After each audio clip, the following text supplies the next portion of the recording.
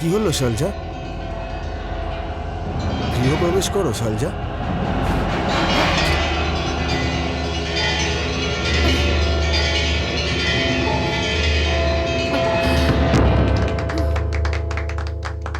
বাহ বৌদি বাহ, আপনার পদার্পণ হতেই হাভেলি একদম চমকে উঠেছে।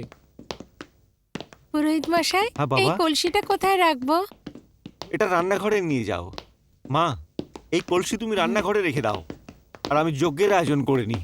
আর ততক্ষণ আপনি নিজের হাতে একটু হালুয়া বানিয়ে দিন। ঠিক আছে পণ্ডিত মশাই। আসুন বৌদি, আমি রান্নাঘর আপনাকে আচ্ছা। দেখাচ্ছি, আসুন।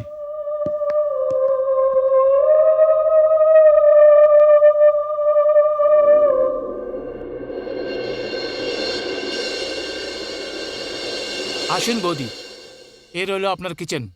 নিজের শুভ হাতে এই দরজা খুলুন।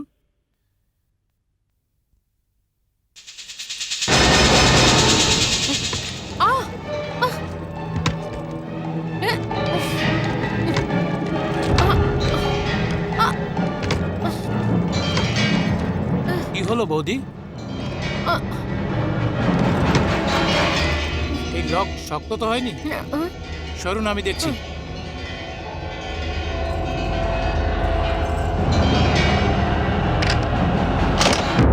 খুলে গেল। আসুন বৌদি, আসুন। এই কিচেন অনেক বড়। আসলে এটা কিনা একটা পুরনো জামানার না, আজকালকার কিচেন তো খুব ছোট ছোট হয়, আর ভাগ্য ভালোরাই এমন কিচেন পায়। এই হাবিলিও অনেক পুরনো, এই জন্য এর সমস্ত ঘর বড় বড়। ঠিক বলেছেন, একটু বেশি বড়। মা, এটা কোথায় রাখবো মা? ওইখানে গ্যাসের কাছে রাখ। বৌদি, পছন্দ তো হয়েছে না আপনার এই কিচেন? হ্যাঁ। আমি সব প্রয়োজনীয় জিনিস, সবজি, রেশন আর সব কিছু এনেছি। তারপরেও যদি কোনো জিনিসের প্রয়োজন মনে হয় তাহলে আমাকে বলবেন, আমি তুরন্ত জোগাড় করে দেব। ঠিক আছে, ধন্যবাদ। ভাবিজি, আপনি সুজি বানান, হুম। আমি বাচ্চাদের ততক্ষণ হাবিলি দেখিয়ে নিয়ে আসছি। হ্যাঁ হ্যাঁ। হ্যাঁ বরকত আঙ্কেল। চলো তোমরা, এসো।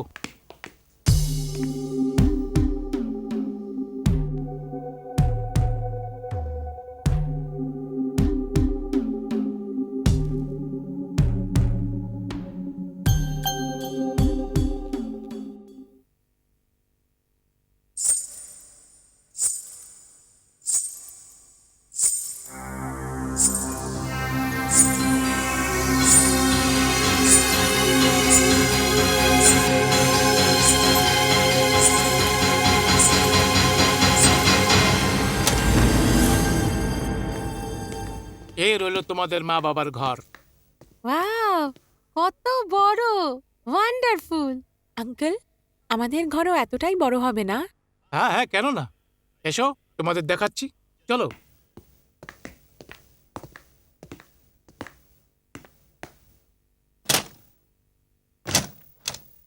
হ্যাঁ, এই হলো তোমাদের দুজনের room. Wow, it's so beautiful. Mukul সাহেব, পছন্দ হয়েছে আপনার? আঙ্কেল, আমি তো ভাবছিলাম জানি না আমরা কোন পুরনো হাভেলিতে যাচ্ছি, তবে এই হাভেলি তো খুবই সুন্দর। হ্যাঁ বাবা, এই যার হাভেলি আছে না, ওনার গ্র্যান্ডফাদার এটা বানিয়েছেন। Wow, it's wonderful uncle. আচ্ছা, এখন চলো, মা তোমাদের অপেক্ষা করছেন, চলো চলো চলো চলো চলো।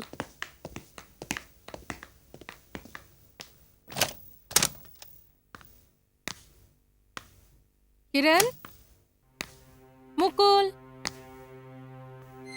মুকুল, কিরণ, তোমরা কোথায়?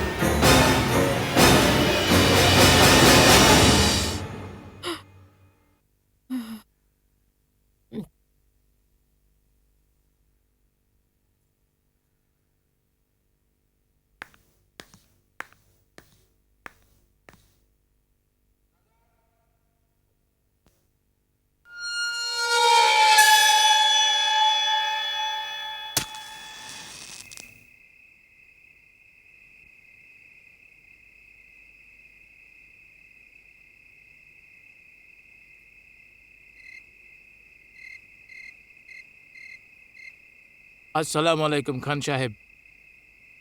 ওয়ালাইকুম আসসালাম বরকত মিয়া। এখানে প্রায়শই রাতে বিদ্যুৎ চলে যায়, ঘন্টার পর ঘন্টা ধরে।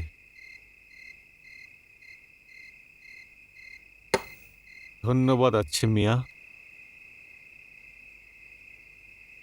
হ্যাঁ, তো বলুন, ওখানে সবকিছু ঠিক হয়ে গেছে তো? হ্যাঁ খান সাহেব, সুন্দর সাহেবের শিক্ষিত স্ত্রী আর ছোট বাচ্চা খুব খুশি মেজাজ এবং খুব খুশি হয়েছে। খান সাহেব, ওই হাভেলি নতুন করে চমকে উঠেছে। আর সুন্দর সাহেবও খুব খুশি ছিলেন। উনি তো আমাকে ধন্যবাদ জানালেন যে আমার জন্য এত সুন্দর জায়গা পেয়েছেন থাকার জন্য।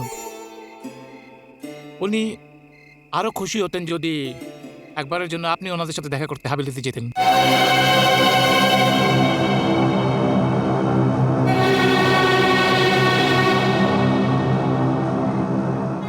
না, সুন্দর সাহেব আমার অনেক উপকার করেছেন।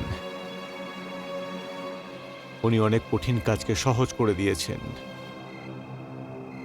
কিন্তু আমার ওই বাংলোতে পুনরায় যাওয়ার কোনো রকম ইচ্ছা নেই। কেন খান সাহেব, এমন কি ব্যাপার আছে? বরকত মিয়া, ওই বাংলোর সাথে আমার অনেক পুরনো স্মৃতি জড়িয়ে আছে। আমি এখানে একলাই থাকি, তো ঘটনার চিন্তা করে করে আমার সমস্ত সময় চলে যায়। এখানে আমার ওই স্মৃতিগুলোর কোনো প্রভাব পড়ে না। আর যখন আমি পৃথিবী থেকে আলাদাই হয়ে গেছি, তো দ্বিতীয়বার ওখানে গিয়ে নিজেকে সেই জঞ্জালের মধ্যে আবার ফেলবো? না, কখনোই না।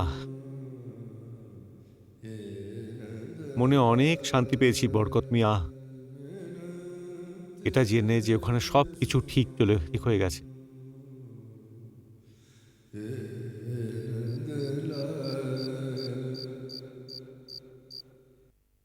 এ নাও, তোমরা দুধটা খেয়ে নাও। মাম্মা, আমরা পরে খেয়ে নেবো। ঠিক আছে, শোয়ার আগে কিন্তু খেয়ে নিস তোরা। ওকে মাম্মা। শোন তোরা, নতুন জায়গা, প্রথম দিন, হয়তো ঘুম আসবে না। ডোন্ট ওয়ারি মাম্মা, আমাদের জন্য নতুন জায়গায় যাওয়া কোনো নতুন ব্যাপারই না। আর তাছাড়া মা, আমাদের এই ঘরটা দারুণ লেগেছে। এরম ঘর তো আমরা আগে কখনো দেখিনি, তাই না মা? তাই বুঝি? কিন্তু দেখো, দুধ খেতে একদম ভুলবে না, okay? Good night. Good night মামা। গুড নাইট মামা।